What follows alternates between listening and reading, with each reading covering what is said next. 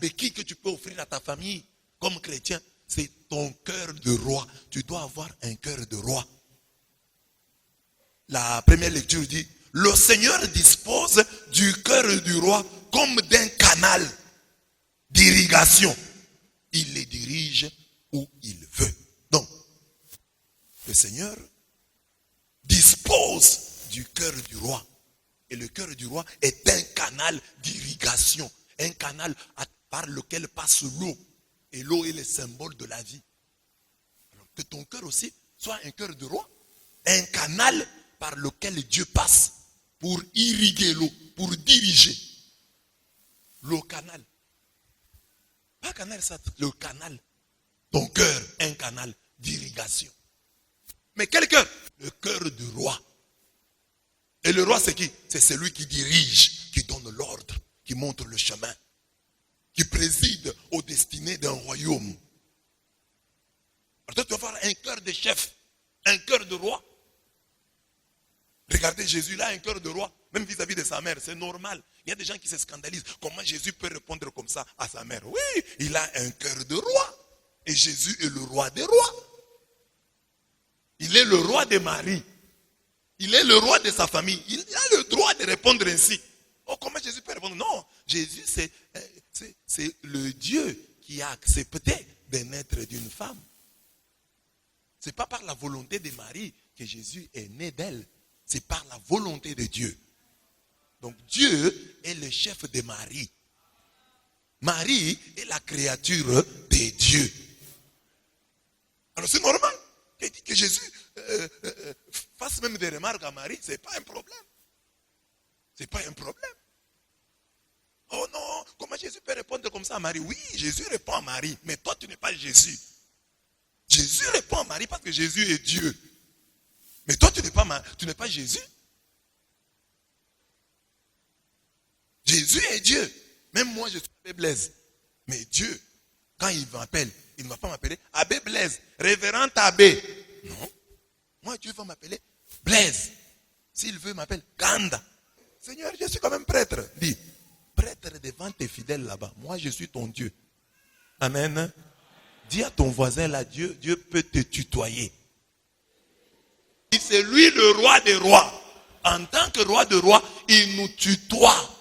Il a le droit de nous tutoyer, de nous appeler par notre nom, de nous aider, même de ne pas nous appeler, de dire seulement toi. Toi. Il va dire, Seigneur, quand même je suis un prêtre. Dis même révérend toi. Révérend devant les hommes. Mais quand Dieu veut t'appeler, il t'appelle par ton nom. Il peut même t'appeler homme. Oh homme. Pas de problème. Ah non, comment Dieu peut m'appeler comme ça? Les gens créent des problèmes pour rien. Des faux problèmes.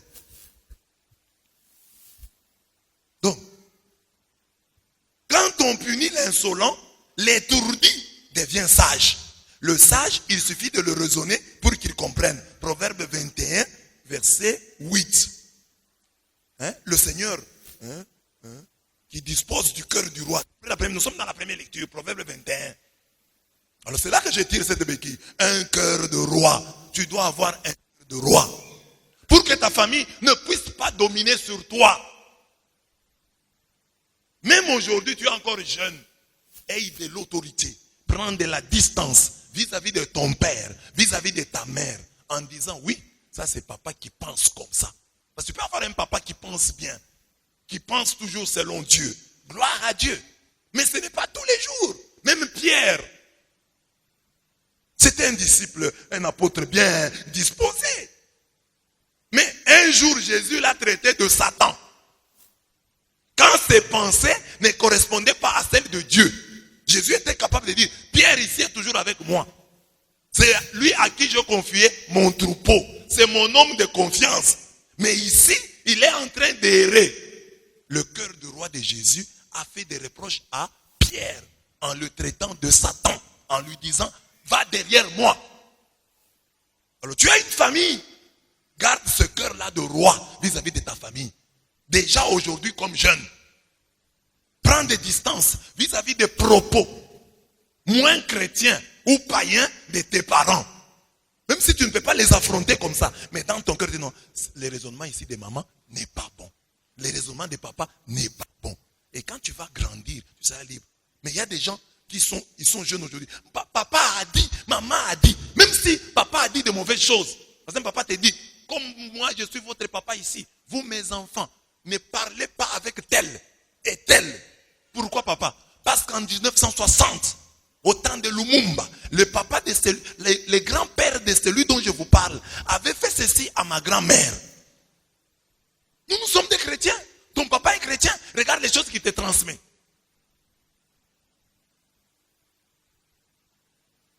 Quand la parole des parents contredit celle de Dieu, nous suivons la parole de Dieu. Tu as des parents qui à la maison ont l'habitude de s'asseoir le soir et de commencer à critiquer les voisins. C'est ça la bonne causerie que vous avez à la maison. Vous avez un voisin qui est votre souffre-douleur. Vous ne faites que parler de lui. Et papa commence et maman commente. Et les enfants sont là et ils ajoutent aussi du leur. Hein, voilà, oui, c'est ça. Mais c'est quelle famille ça? Ça, c'est un véritable cimetière. Il y a des parents qui envoient leurs enfants, leurs filles se prostituer. Toi, tu es chrétienne. Tu dois avoir un cœur de roi pour dire non, non. C'est que maman me dit ici, c'est que papa me dit, c'est pas bien. Je m'oppose à cela. C'est ça un cœur de roi. Il y a des parents qui obligent leurs filles à mal s'habiller. Lui-même te paye, le papa ou la maman, surtout la maman, te paye une robe, une jupe problématique. Et t'oblige à la porter. Là, tu dois avoir un cœur de roi pour dire non, non, non, papa, vous êtes ma famille, c'est vrai. Mais ce que vous me dites là, c'est pas bien. Vous me sortez de la vraie famille, de la bonne famille, de la famille de Dieu. Amen. Amen. Alors aujourd'hui encore nous avons des chrétiens qui sont encore à ce niveau-là. Oh, ma famille m'a dit. Oh, mon père m'a dit. Oui, si tu as dit le bien, c'est bien. Si tu as dit le vrai, c'est vrai. Mais si tu te donnes de mauvais conseils sur la manière de conduire ta famille, toi tu vas suivre parce que c'est ton papa qui te le dit. Oh, mon fils, ne te marie pas avec cette femme-là, attends d'abord. Toi tu es chrétien, tu viens à la messe, tu ne communies pas, et parce que ton papa a dit, attends d'abord, tu dois attendre. Dis à papa, attends d'abord quand j'aurai l'argent. Attends d'abord, je ne vois pas cette femme-là claire. Papa, moi j'ai déjà épousé, je vais me marier. Donc si c'est un mauvais conseil, ou un conseil qui est indifférent, parce qu'il y a des conseils qui ne sont pas mauvais en soi, mais qui peuvent être indifférents, mais qui demandent le discernement. Le discernement. Ça veut dire, comme mon père m'a dit, c'est que c'est parole d'évangile. Comme ma mère m'a dit, c'est parole d'évangile. Et on voit les gens qui sont encore sous l'influence de leur famille le jour de leur mort. C'est là qu'on voit que ces messieurs, ces papas, cette maman n'avaient pas encore cru. Parce que quand vous avez cru, comme moi les jours où je vais mourir, je me demande, le membre de la famille qui va venir créer les désordres, il va commencer par où? Parce que de mon vivant ici, dans mon cercle là, j'ai créé l'enclos autour de la Torah. Tu vas créer des autres comment? Tu vas créer des autres. Tu vas aller d'abord demander à qui? Donc, je vis de telle sorte que si je meurs, personne ne viendra créer du désordre. S'il vient créer du désordre, il y a déjà mis des mécanismes en sorte que son désordre n'ait même pas de puissance. Parce qu'il y a des gens comme ça. Chez vous, là, c'est vous êtes mariés. Mais votre grande sœur, quand elle vient, elle fait la loi. C'est chez vous. Mais vous êtes là. Votre femme ne parle pas devant votre grande sœur. Quand la grande sœur arrive, c'est elle qui prend le pouvoir. Et il y a des grandes sœurs ici qui le font dans les familles de leurs petits frères. Elles sont ici, elles sont en train de me regarder. Ce n'est pas votre famille. La Bible dit, c'est au matin de l'histoire de l'humanité. L'homme quittera. L'homme s'attachera. Non, à sa femme. Pas à sa famille. À sa femme. L'homme quittera. Amen. Dites à votre voisin, l'homme quittera. et s'attachera à sa femme. S'attachera à qui? Mais il y a des gens qui n'ont jamais quitté. Jusqu'à aujourd'hui, il est encore attaché à sa mère. Fais attention, hein. Ta maman peut être femme de nuit et tu ne le sais pas. Et il y a des familles comme ça, c'est la maman qui appelle le matin, sa belle-fille. Allô, tu vas préparer quoi aujourd'hui pour mon enfant? Je vais préparer. Comme ça, laisse, hein. Moi-même je viens préparer pour lui. Amen. Des mauvaises belles-mères, elles existent. Détache-toi d'elles. Même si c'est ta mère. La maman, la femme à la maison a déjà préparé. La belle-mère vient à la maison avec aussi son repas. Vous allez manger lequel? Maintenant, il y a le con. Et elle est là. Si elle préparait, elle partait. Ça va. Elle amène sa nourriture et elle reste pour surveiller quelle nourriture son enfant va manger. Parce que mon fils, je vois qu'il a maigri. Il faut quand même que je veille sur sa santé. Tout ça, ça n'arrive que parce que quand tu étais petit, tu n'avais pas pris de distance. Si dans la famille, on te connaît, ah, lui est comme ça. Lui n'aime pas, on va te craindre dans la famille que lui est comme ça. C'est là aujourd'hui. Ayez des choses que vous faites par vous-même. Comme vous considérez, ah, lui fait ses histoires. Lui est toujours comme ça. Créez déjà aujourd'hui l'indépendance de pensée et d'action. Aujourd'hui, quand vous êtes jeune, créez que la famille sente que vous êtes indépendant. Maman, écoute ce que mon fiancé a dit. Maman, donnez-moi 1000 francs. Non, comment c'est Jésus? Elle, même pour l'argent, elle sait se débrouiller. Elle vend ses œufs. Elle a sa petite entreprise. Elle se débrouille pour tel et tel. Je ne peux pas poser le problème. Maman, je lui pose des problèmes de fraises académiques. Donc, créez l'indépendance. Maintenant, là, créez une petite indépendance. Déjà, des pensées d'action. Et demain, quand vous serez dans votre mariage, on vous laissera libre. Parce que nous avons des parents. Nous avons des frères, des sœurs qui ne sont pas bons du tout. Mais Jésus regardait sa liberté vis-à-vis de sa famille. Il est libre. Il a un cœur de roi. Ayez un cœur de roi dans votre famille. Même s'il parle, ne soyez pas effrayés. Oh, toi, hein? Il y a même des grands frères là qui sont maudits par leurs petits. Quelqu'un peut te dominer à travers ses larmes. Tu as une femme, tu fais qu'elle commence à pleurer. Tu as une mère, hein? Elle reste à la maison là avec ta femme. Un petit rien qu'on peut arranger. Elle vient là, mon fils, ta femme. Oh, c'est une arme. Quand tu vas dire, ma mère a pleuré. Toi, tu fais pleurer ma mère. Demande d'abord pourquoi. Quand je dis ça, je ne veux pas dire que toutes les belles filles sont bonnes. Il y a des belles filles catastrophiques. Elles existent aussi. Elles n'aiment pas que la belle-mère vienne même voir son fils. Ça, elles existent aussi. Parce que quand je parle comme ça, elles sont contentes. Oui, mais ça l'avait foncé dans ce sens-là. Non, il y a aussi de belles filles mauvaises. Je vous ai parlé de cette belle fille-là qui s'est retrouvée dans la même maison avec sa belle-mère. La belle-mère suit la télévision, elle vient changer de chaîne.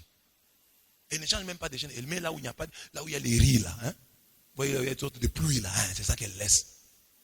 Par mauvaise foi. Ici c'est chez moi, ici c'est chez moi. Ce n'est pas ça que j'ai dit. Ici c'est chez moi. Elle veut montrer à sa belle-mère que c'est chez elle. Alors quand la belle-mère parle comme ça, elle se lève et elle a mangé l'oreille de la belle-mère. Elle a coupé. Et là, après avoir, elle a jeté.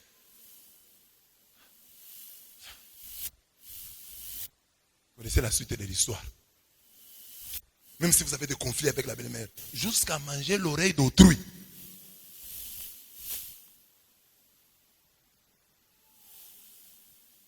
Amen. Mais il y a des belles mères. Aujourd'hui, je parle, parce que je parle du couple. Le couple, toi qui écoutes la parole, vis-à-vis de ta famille étendue, ta famille élargie. C'est à toi que je donne le conseil. Aie un cœur de roi. Ne te laisse pas diriger par ta famille. C'est pourquoi l'homme quittera son père et sa mère et s'attachera à sa femme et ils deviendront une seule chair. Genèse 2, 24.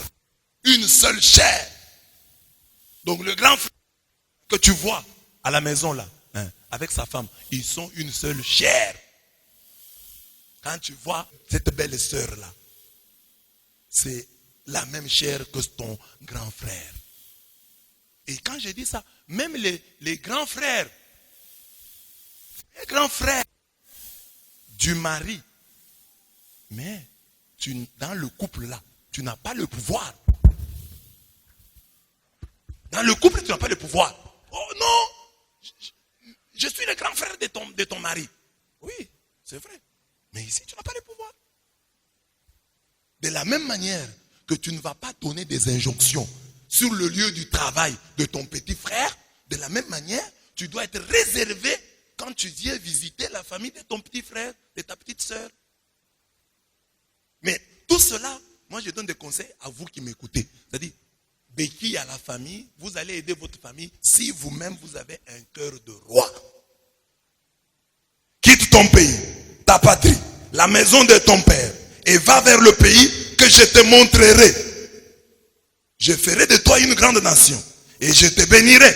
Je rendrai ton nom grand et tu seras une source de bénédiction. Genèse 12, 1 à 2. Pour que Moïse et pour qu'Abraham soit béni, il fallait qu'il quitte la famille. Il y a des gens qui ne sont pas bénis parce qu'ils n'ont jamais quitté leur famille. Ils sont encore dans la famille. Ils sont encore dans le sein de leur mère. Ils sont encore sous le toit paternel. Dieu a dit à Abraham, le père des croyants, je te bénirai quand tu quitteras. Quitte et moi je te bénirai. Il y a des gens qui sont très attachés à leur famille. Oh, notre père a dit ça. Il y a une réunion de famille. Il y a une cérémonie en famille. Ils se rendent tous au village pour cette cérémonie-là. Toi, tu es chrétien. Et c'est ça que les gens se font avoir. Tu es chrétien. Et il y a un décès dans la famille. Et on vous demande, allez sur la tombe, prononcez telle parole. Et tu vas là-bas, tu prononces cette parole. Or, toi, tu as déjà quitté ce camp-là. Et tu y retournes maintenant en désordre, sans aucune protection. On va te bouffer. Car en ce moment-là, tu n'es nulle part. Ni chez Dieu, ni chez le diable.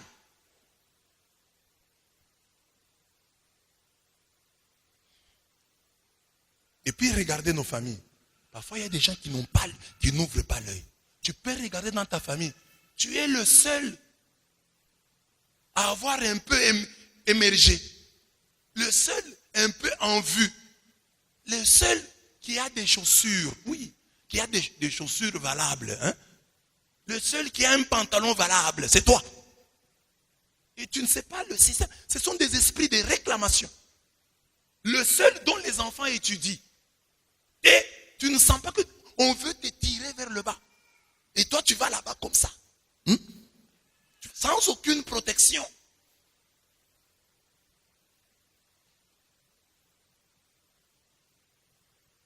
Fais attention. Les esprits de réclamation, du divorce. Parce que tu peux avoir même une grande sœur. Parce que je parle souvent des hommes. Je peux parler aussi des femmes. Tu as une grande sœur qui a déjà divorcé. Et c'est elle qui devient ta conseillère. Ta mère qui n'a pas été une bonne femme pour ton père. Mais c'est elle qui devient ton conseiller, ta conseillère. Non, il faut prendre des distances. Maman, quand je regarde, maman a échoué dans sa vie avec papa. Alors, je dois être prudente. Les conseils que maman me donne, je ne dois pas les prendre au pied de la lettre. Parce que ma mère, sur le plan du mariage, a échoué. Moi, comme son fils, comme sa fille, je regarde, je vois que ma mère a échoué. Elle ne doit pas être ma conseillère. La bénédiction ne vient que lorsque nous quittons, tant soit peu, nos familles. Le sang du Christ ne nous sauve vraiment que lorsque nous renonçons à celui qui coule dans nos veines. Je ne cesse jamais de prêcher sur ça. Pour que le sang du Christ soit efficace dans ta vie, il faut que toi, tu aies au préalable renoncé au sang qui coule dans tes veines. Et tu dis, oui, la famille existe, je viens de là. Ce sont mes origines, mais elles ne me déterminent pas. Ce ne sont pas elle, ses origines qui sont primordiales. Moi, je suis un chrétien.